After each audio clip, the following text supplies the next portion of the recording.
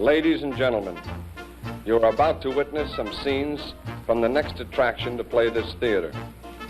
This picture, truly one of the most unusual ever filmed, contains scenes which under no circumstances should be viewed by anyone with a heart condition or anyone who is easily upset.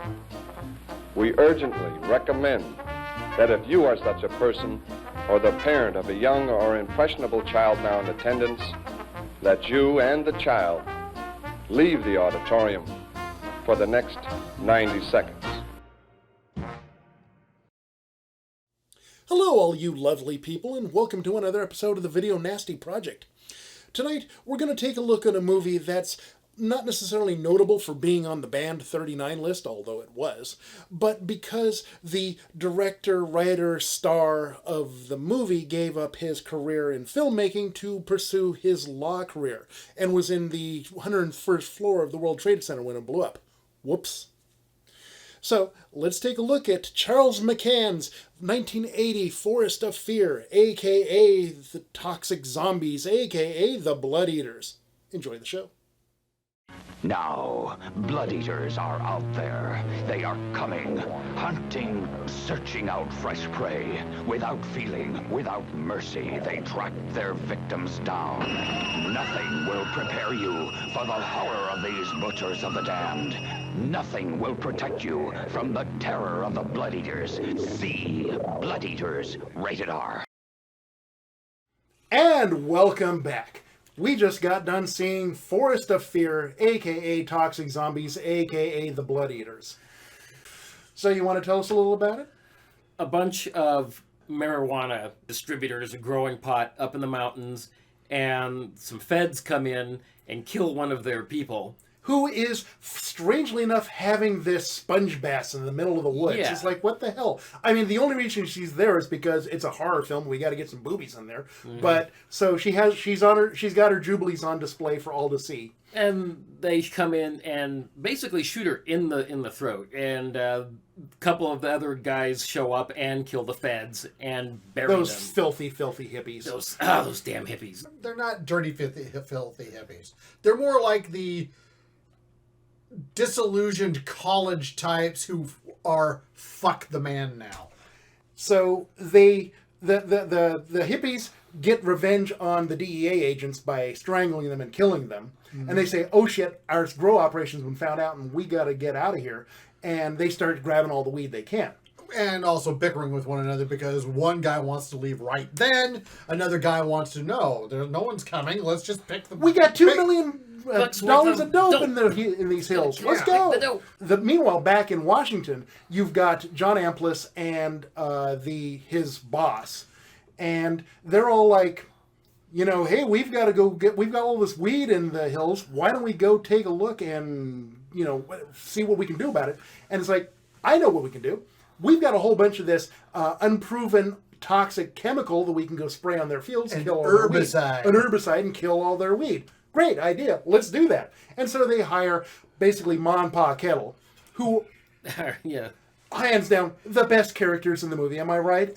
Yes, they actually very strongly performed. They're colorful. They got great lines. Give me that phone, bitch. And eerily enough, when the husband is lying on his back on bed with his hair back, he looks exactly like John Cazale in profile.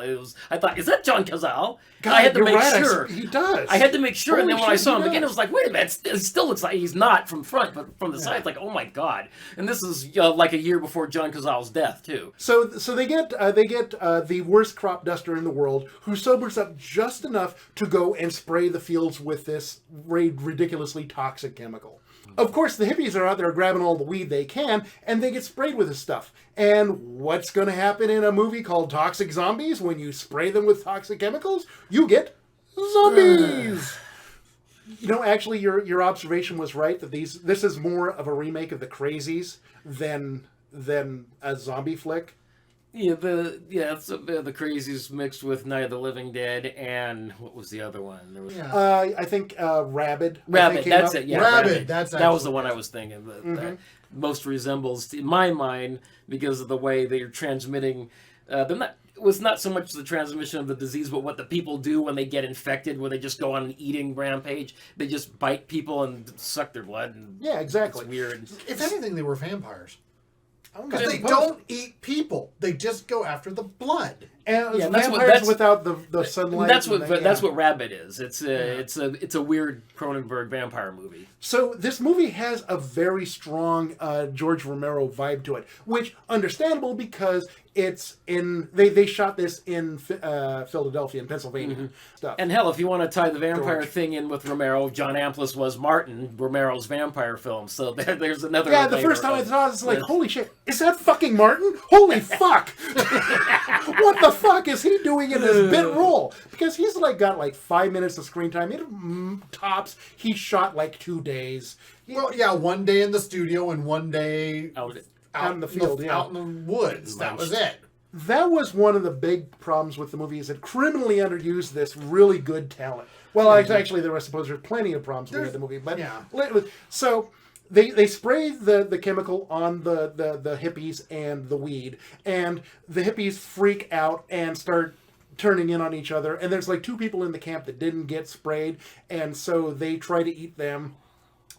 They go and run over to another campsite that's a little down the road, and they've got this father and mother, and they're making beans, and the guy's like completely incompetent. He's like the poor person in those infomercials at 3 a.m. He's like he's trying to do this with the can opener, and his beans are going everywhere. It's like, what the fuck, person? Do you not know how to work a can opener? Don't you hate when you And can't open a his can? kids, the one God. son, the son is mentally challenged. Let's call. I mean, we can use the terminology that the dude used. He called him straight out retarded. Yeah, he Yeah. did. And yeah, it was more common at that time, still, sort of. Oh god, there's so much racism in this movie. Well, not Well, it's ableism or whatever. you call it. ableism. Well, there's the bit where the guy, the hero, Oh, right, his right. hero's friend is in the car, and Brother, he's- half-brother. half-brother, and he's all like, he's like, to the retarded guy. I'm like, oh, this is really cringeworthy. What the fuck, Yeah, dude? he was doing a whole bunch of stuff, and they were telling me really like Yeah, off Polish jokes and Irish an jokes Italian joke, and It's like- oh my god, The 70s was a strange place. holy crap!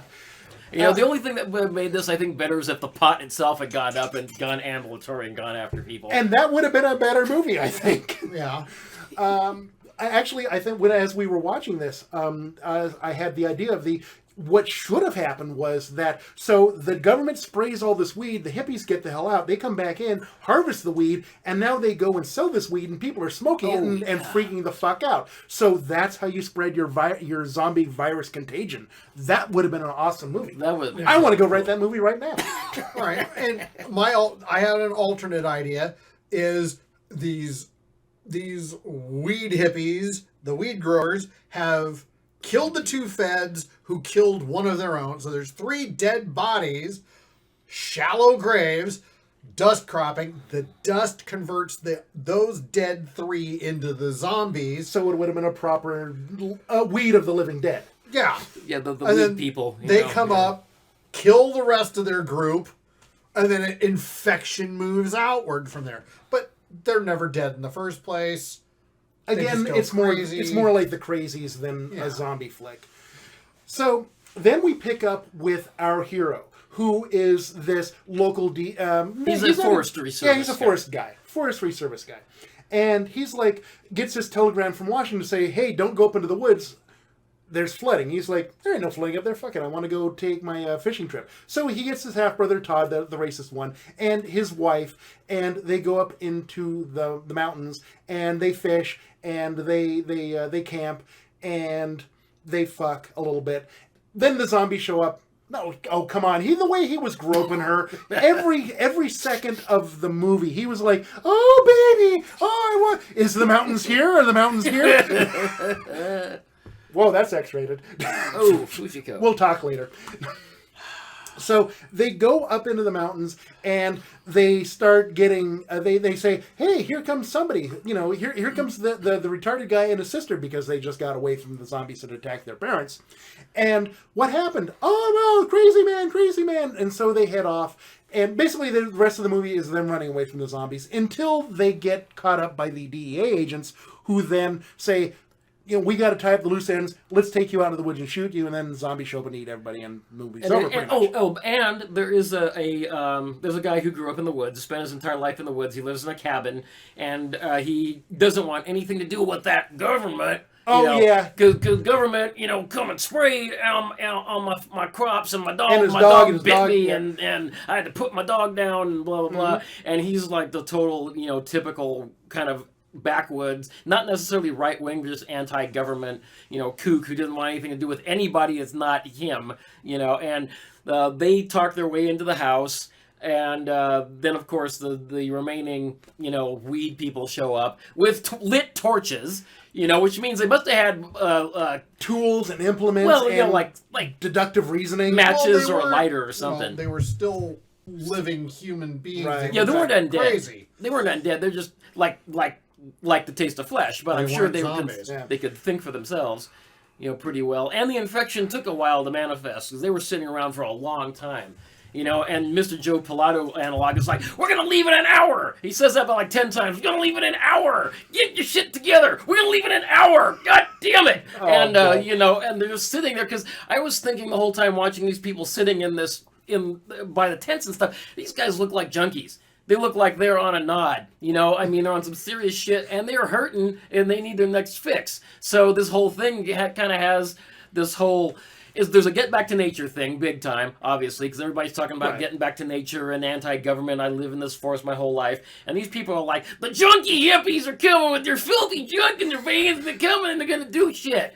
And that's the problem the movie has, is that it wants to have that George Romero, I have social commentary to say, but it is so inept that it can't, in fact, deliver that social commentary. It's like schizophrenic. The one thing that really gets me is this reminds me a lot of the kind of movies the late, great Don Dohler, oh, bless him, used to make. A lot of wide takes, really long takes with a lot of dialogue delivered by people who should never be allowed, and, near camera. Oh, God, the acting. The acting is the finest that the local community theater can offer. Oh, my God, except for a couple of folks. And Iman Paquettel, they were the stars of the show. Give me that phone, you goddamn bitch! Yeah, beyond that, the acting is so terrible.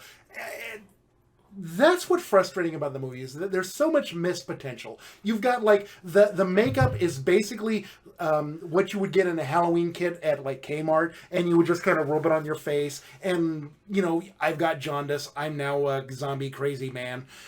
The gore is basically, Karo syrup and, thrown at, like, windows and, like, on the floor, and it just kind of not very comes together. And the gore effects are basically post facto. You never actually see anything exit. It's always after the person's been shot, then you see the hole in the neck. You come and see the aftermath. Like there's that one kill. Yeah, legs, strewn around. It's like, oh. Which is just a weird choice for a zombie or not zombie flick, where you see the aftermath. Okay, a movie where you don't see the act and you see the aftermath can be amazingly effective. Yes. But a zombie movie, you want to see throats being torn out and blood spurting and, all sorts of crazy death. And if it had dialed that up to 11 and, like, just been over the top with the blood, I think we would have been singing this movie's praises as opposed to kind of... Yeah, because these people are essentially cannibals to a degree. They're kind of rarefied,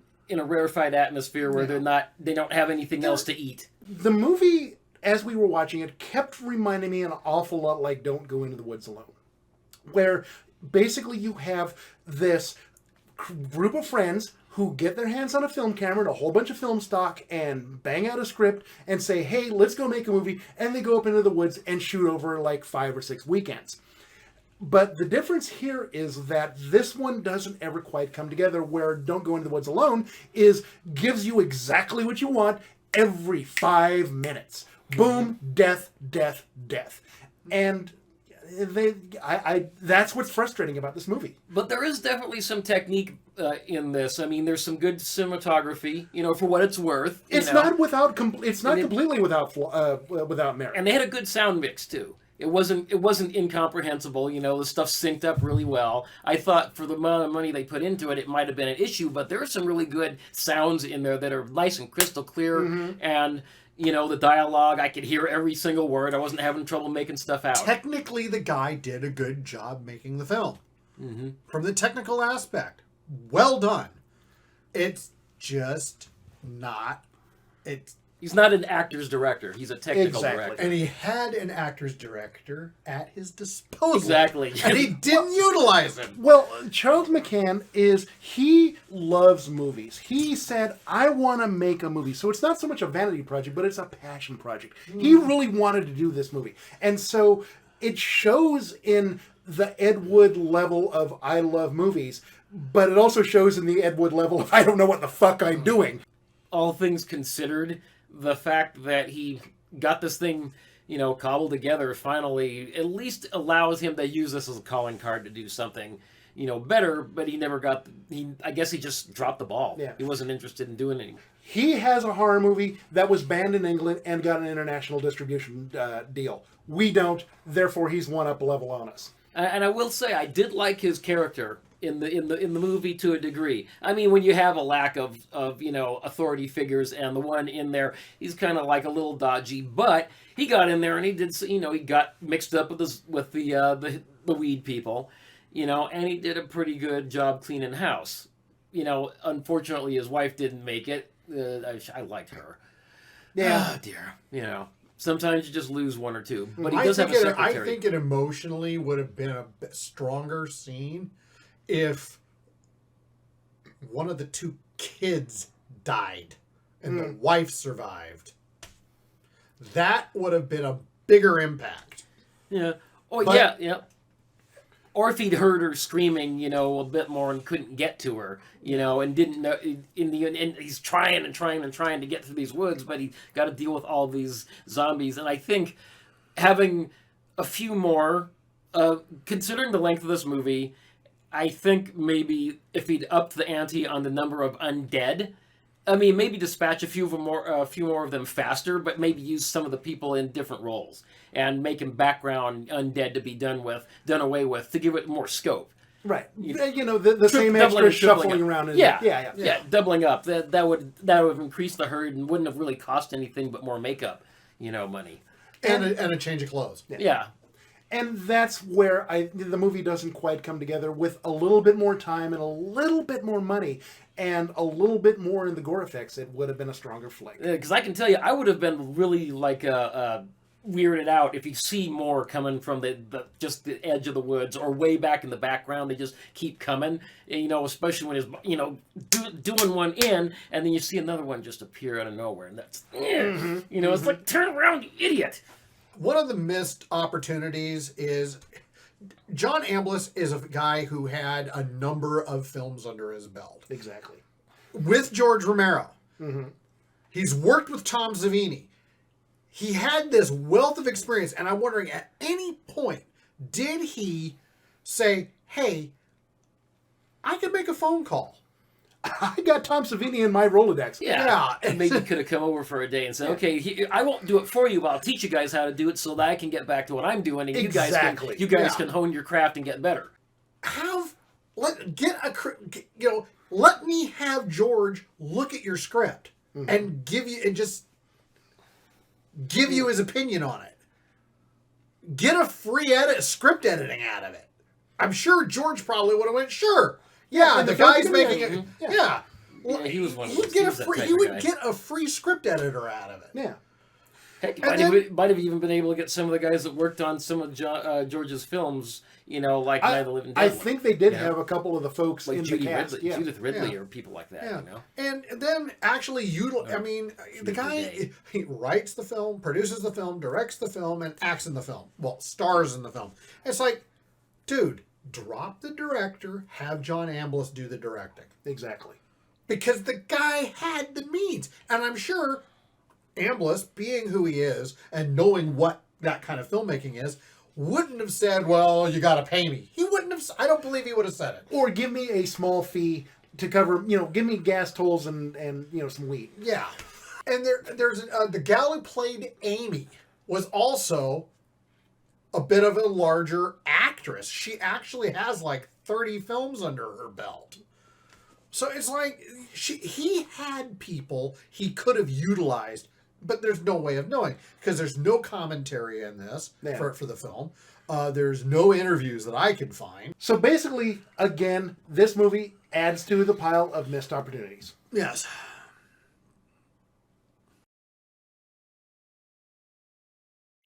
So does Forest of Fear belong on the Video Nasty list? Oh, hell no. This is Night Flight level stuff. It's with boobs. Actually, it's the safe to put on regular primetime television almost.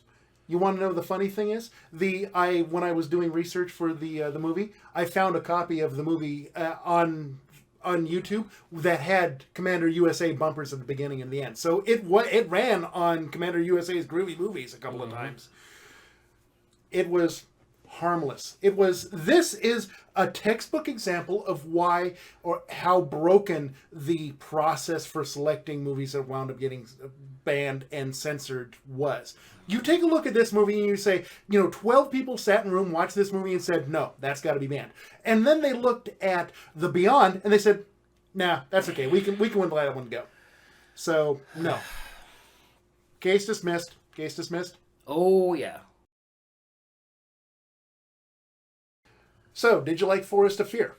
It wasn't good and it wasn't bad. Kind of, I'm in the middle. I'm on the fence on this one. It's kind of meh. It doesn't suck so bad that for me it was a chore because I'm pretty patient and pretty lenient. But it, like you said, there was missed potential in it. Right. What was your standing on it? It's not a bad film, but it is bad for myriad reasons, which we've discussed, but meh. I'm going to go with I'm on the fence too. I mean, it's not the worst movie that we've seen on the list so far, and it's by no means the best movie. It's just kind of there. The movie got lots of potential. It just doesn't come together and deliver that potential. It could be good with a little time and a little polish, and it just doesn't come together. The film it's not a bad film, and then I have to say, but it is a bad film, and what makes it bad is all of the missed opportunities in the production. Exactly.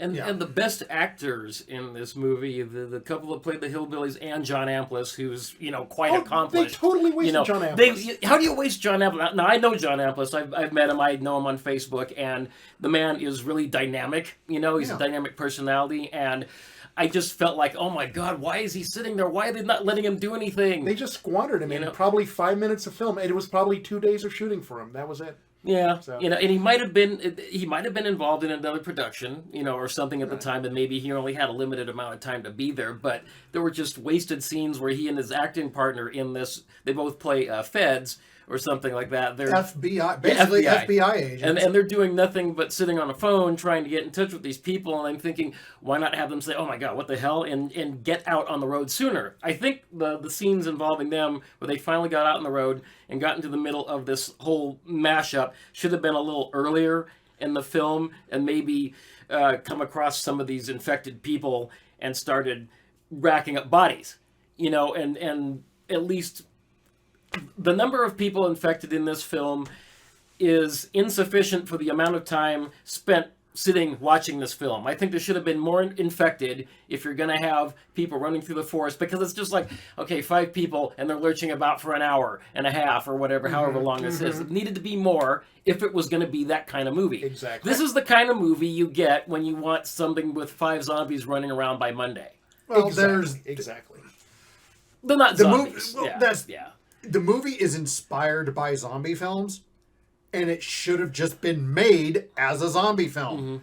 That's its biggest fault. Yeah, I'm going to be inspired by a zombie films and make a zombie film, but they're not going to be zombies. Well, we figured this is kind of a cross between Night of the Living Dead and The Crazies and maybe Rabid. The Rabbit has the same thing with this infection going around, you know, and people doing... Even though Evil Dead came out a year later, it took an idea that Evil Dead used, and Evil Dead hit the ground running with it. And this guy didn't even cross the finish line. And I get the idea that maybe once they were up in the woods, the kind of their lack of experience was forcing them to basically just try and do something safe. Where they said, you know, we got to do this and we got to do this, but we don't have maybe we just don't have the experience to pull off bam, exactly. bam. It was Charles McCann's first movie.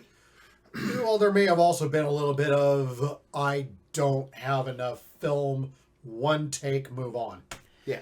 And it did feel like at the beginning there was a lot of that. I mean, a lot of long shots where they're just driving and, you know, there's kind of the POV thing in the car, but, you know, Light of the Living Dead. Or that, so the hero of the piece and his girlfriend, his wife, they're like scuffling and like they're tearing their clothes, and there's this weird edit thing. So it's almost like he didn't have enough coverage to edit that scene properly. So, yeah, I'm going to go with, that's okay.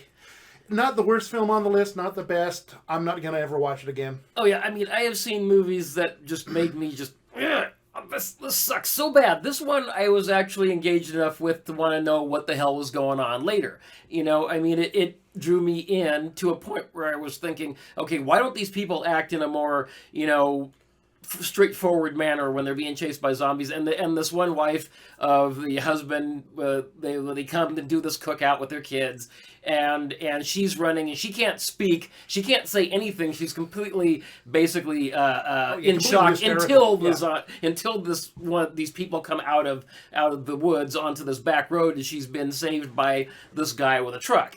And she's like completely useless until this guy stumbles out of the brush, and then she's like, "That's it, it's the guy." And then the weird end of that scene is the guy gets out of the truck. It's like she's all freaking out. It's like, "Oh my God, get away from him! He's the guy that attacked me." He's like, "You wait right here." Gets out of the truck, goes over and say, "Hey man, you want to ride into town?" That's so, what the fuck? So dumb. She didn't even say that's the guy who attacked me. Yeah, no, she did. She said that's the guy. Period. But then she got all hysterical at him. I mean, it was pretty clear that's what the attacker was. My problem with that scene was this: the man with the truck thought she was in a marital spat and thought, "Oh, that's your husband, isn't it?" You know, I'm like, "Oh no, please." Again, God. It was just indicative of the really kind of sloppy writing of the movie. We ask your cooperation in helping keep our theaters clean. Please deposit all containers and litter in trash receptacles located in the theater. Thank you. And there we go, kiddies. Toxic Zombies back on the shelf. Be sure to check back in next week when we get into the Naughty Nazis. It'll be the Gestapo's last orgy, and I'll assure you that it's going to be hideously terrible. In the meantime, if you could, please drop us a note at thevideonastyproject@gmail.com. And we'll catch you next week. Bye-bye.